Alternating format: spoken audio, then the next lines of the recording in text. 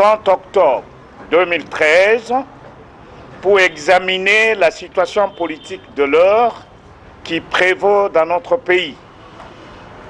À l'issue de cette réunion, elle a décidé de rendre publique sa position sur le point saillant suivant. 1. La guerre à l'Est. La CVD félicite les forces armées de la République démocratique du Congo, FARDC en sigle, pour les victoires obtenues dans la pacification de la patrie.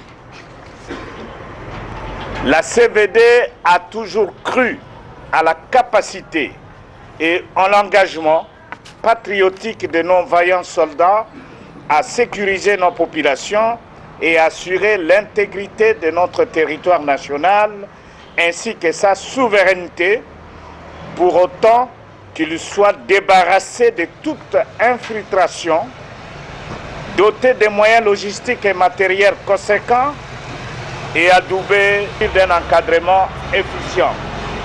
La CVD, au nom de son autorité morale, l'honorable Vital Kamerhe, des camarades militantes et militants des partis membres, ainsi que des activistes des organisations membres présentes au FARDC en général et aux vaillants soldats sur le terrain en particulier, ses félicitations et ses encouragements pour le haut fait d'armes dans la conquête des territoires occupés.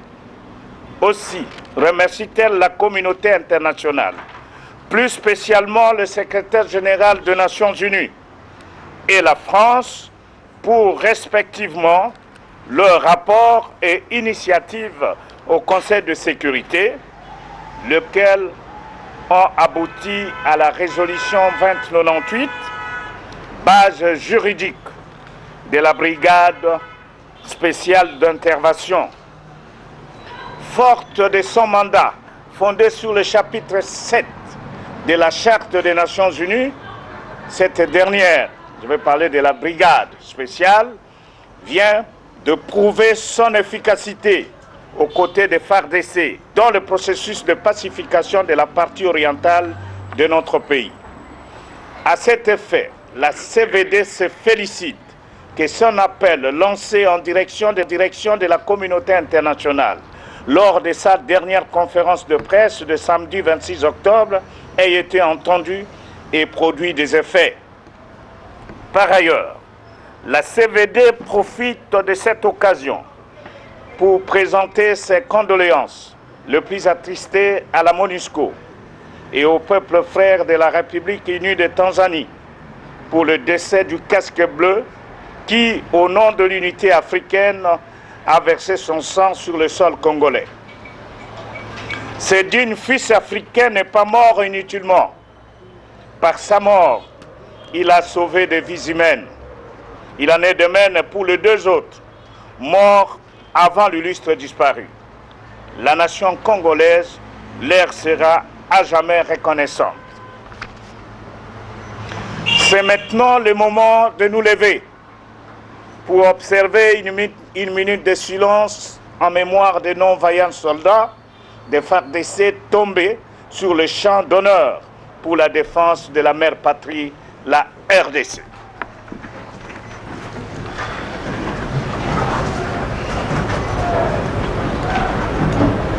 Merci beaucoup.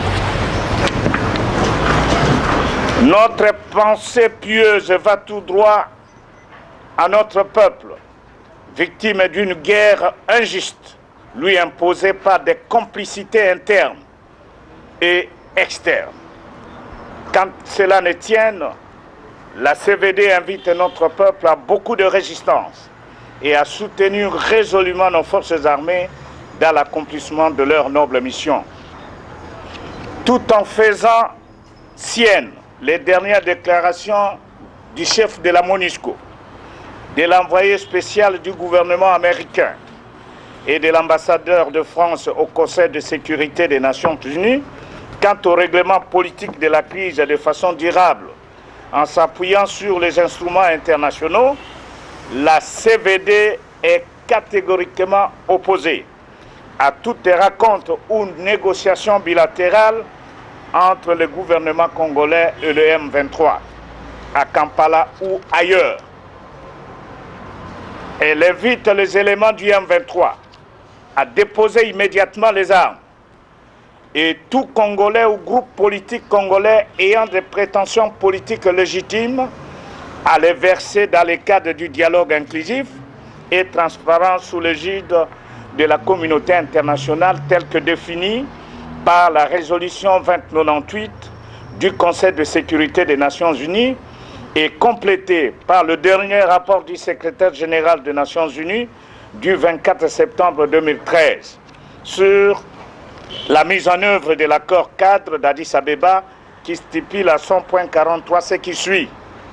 L'ONU est prête à appuyer le dialogue national conformément aux mandats qui ont été confiés à mon envoyé spécial et mon représentant spécial pour la République démocratique du Congo. La CVD soutient cette démarche du secrétaire général des Nations Unies car les concertations ont été taillées sur mesure et n'ont pas été inclusives. Je parle de concertation du Palais du Peuple. Elles n'ont pas résolu le problème de la crise de légitimité, de gouvernance, d'absence de démocratie et de l'autorité de l'État, bref, de la cohésion nationale. Ceci est d'autant plus vrai qu'il se pose de réels problèmes de frustration ressentis par notre peuple dans toutes les provinces du pays, où à ce jour, il n'est observé aucune retombée de la croissance économique inventée par le gouvernement. Des 5 chantiers, aujourd'hui, la révolution de la modernité, malgré quelques artifices, au cours surévalué à Kinshasa, lesquels ne servent qu'à des faits de propagande d'un homme.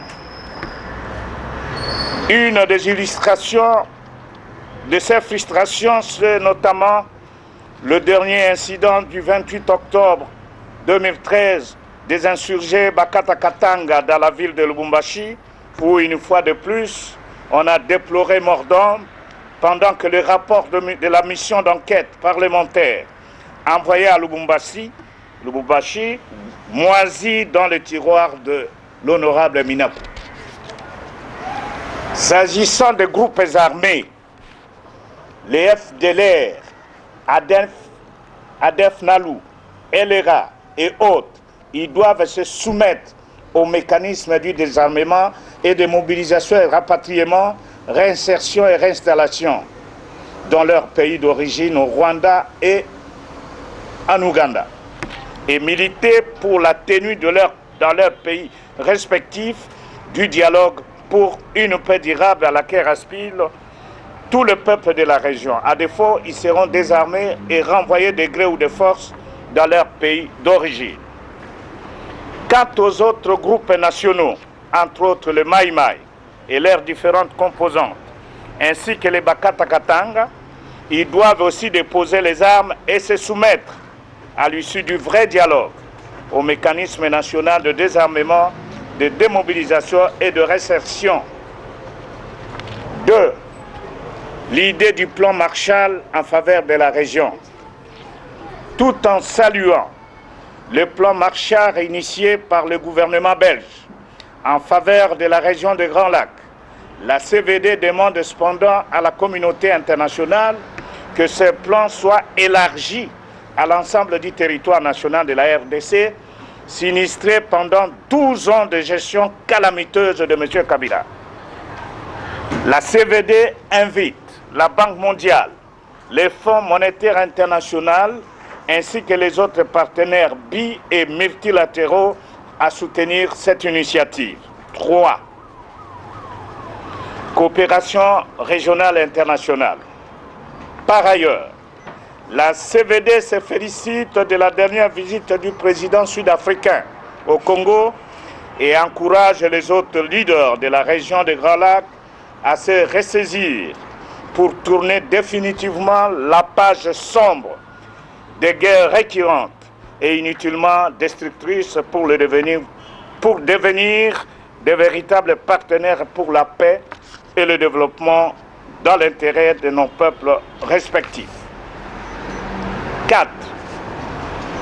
De la poursuite du processus électoral.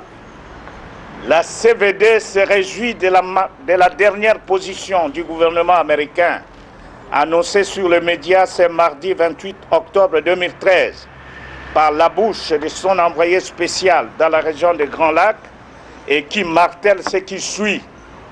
Nous encourageons de façon pressante la tenue des élections locales et provinciales au cours de 2 prochaines années. Nous souhaitons que la CENI, l'agence qui est en charge de ces élections, reçoive un soutien financier transparent. Nous avons hâte qu'une élection présidentielle plus crédible soit organisée en RDC en 2016, contrairement à ce que nous avons vu en 2011, alors que l'élection de 2006 était relativement bien passée. La CVD se réjouit également de la position de la France par la bouche de son ambassadeur qui abonde dans le même sens au cours de son entretien de mercredi dernier sur la RFI.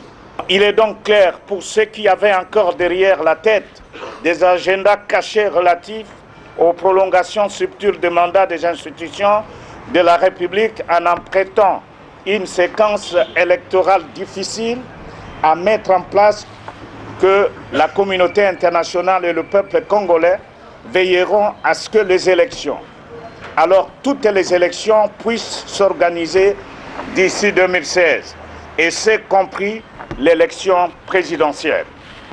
À l'instar de la Tanzanie, du Sénégal, du Ghana et de l'Afrique du Sud, la CVD encourage le président Kabila à se préparer pour quitter sans atermoiement funeste le pouvoir au soir du 19 décembre 2016.